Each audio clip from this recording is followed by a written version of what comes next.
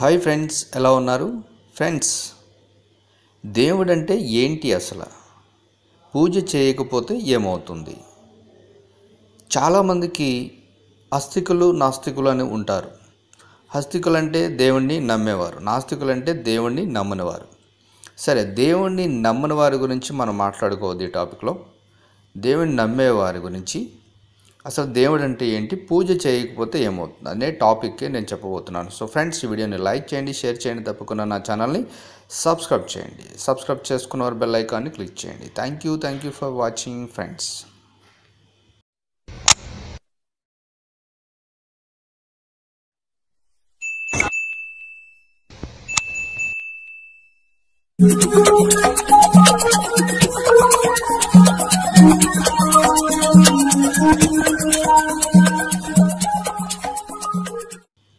ఇక టాపిక్లో వస్తే, దేవుడు అంటే ఏంటి, పూజ చేయకపోతే ఏమవుతుంది అని చిన్నపిల్లలే కాదు, నేడు చదువుకున్న పెద్దవాళ్ళు కూడా అడిగే ప్రశ్న ఇది. అందుకు మన వాళ్ళు వెంటనే చెప్పే సమాధానం ఏంటంటే, పిల్లలకి అలా మాట్లాడితే కళ్ళిపోతే అలా అనకూడదని చెప్తూ ఉంటాం. మనకు భగవంతుని గురించి అవగాహన లేనప్పుడు, ఎలా చెప్పాలో తెలియనప్పుడు మనం వాడే మాటలు ఇవి. కళ్ళు పోగొట్టడానికి దేవుడం సాడిస్ట్ కాదు కదా. మనం చెప్పాల్సిన సమాధానం అది కాదు. తెలియని వారికి అలా చెప్పడం వల్ల వారికి దేవునిపై మనసు విరిగే ప్రమాదం ఉందని గ్రహించాలి. పూజ అనేది కూడా ఒక యోగా ప్రక్రియ, మనసుతో చేసే వ్యాయామం. మన తెలివితేటలు, జ్ఞానం పెరగడానికి మన మెదడుని మనమే ట్యూన్ చేసుకునే ప్రక్రియ, లేదంటే దినచర్య కూడా అని అనొచ్చు. దీప ప్రజ్వలనం అనేది త్రాటకం అనే యోగా ప్రక్రియ. రోజు ఓ 3 నిమిషాలు నూనె దీపాన్ని తదేకంగా చూస్తే కంటి జబ్బులను అరికట్టవచ్చు అని పెద్దలు చెప్పిన మాట. అంటే పెద్దవాళ్ళు ఏది చెప్పినా కూడా దానికి ఒక అర్థం, పరమార్థం ఉంటుంది. దానివల్లనే చాలా గ్రంథాలు కూడా రాయబడ్డాయి. ఏదైనా కష్టమైన మంత్రాన్ని ఓ 11 సార్లు జపించారనుకోండి, నాలిక మొద్దు బారదు. పైగా అది నాలికకు మంచి ఎక్సర్సైజ్లా అవుతుంది, అంటే టంగ్ ట్విస్టింగ్. అందువల్ల ఎటువంటి కష్టమైన పదాలైనా పలకగల శక్తి వస్తుంది, ధారణ శక్తి పెరుగుతుంది, భాష మీద పట్టు పెరిగితే స్టేజ్ ఫియర్ కూడా పోతుంది.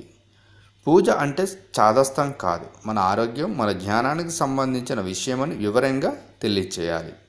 మన హిందూ ధర్మాన్ని, సనాతన సాంప్రదాయాన్ని ఆచరిస్తూ భావితరాలకు వాటి విలువలను తెలియచేయాలి. దానితో పాటు మూఢ విశ్వాసాలకు దూరంగా ఉండే విధంగా పిల్లలను తయారు చేయాల్సిన బాధ్యత కూడా పెద్దవారిపై ఉంటుంది.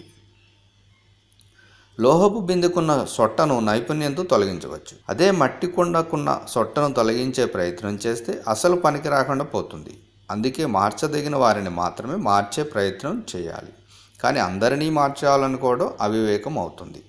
మన జీవన శైలి, ఆచరణ, ప్రవర్తన పద్ధతులు అనేవి ఎదుటివారు ఆచరించే విధంగా చెబితే వినే విధంగా మొదట మన ప్రవర్తన ఉంచుకోగలిగితే అది మన పద్ధతుల పట్ల వారు ఆకర్షితులై ఆచరించడానికి ఉత్సాహం చూపుతారు.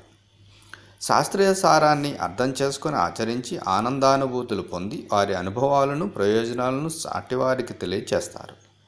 జీవితంలో 10 మందిని బాధపెట్టి ఎదగడం గొప్ప కాదు, 10 మంది బాధను తీర్చి ఎదగడమే గొప్ప. సో ఫ్రెండ్స్, ఈ వీడియోని లైక్ చేయండి, షేర్ చేయండి. అలాగే దైవాన్ని పూజించకపోవడం అనేది వ్యక్తిగతంగా ఎవరి ఇష్టం వాళ్ళది. కానీ పూజ, అసలు దేవుడు అంటే ఎవరు, పూజ ఎందుకు చేయాలి అనేది నేను చెప్తున్న విషయం. So thank you for watching friends.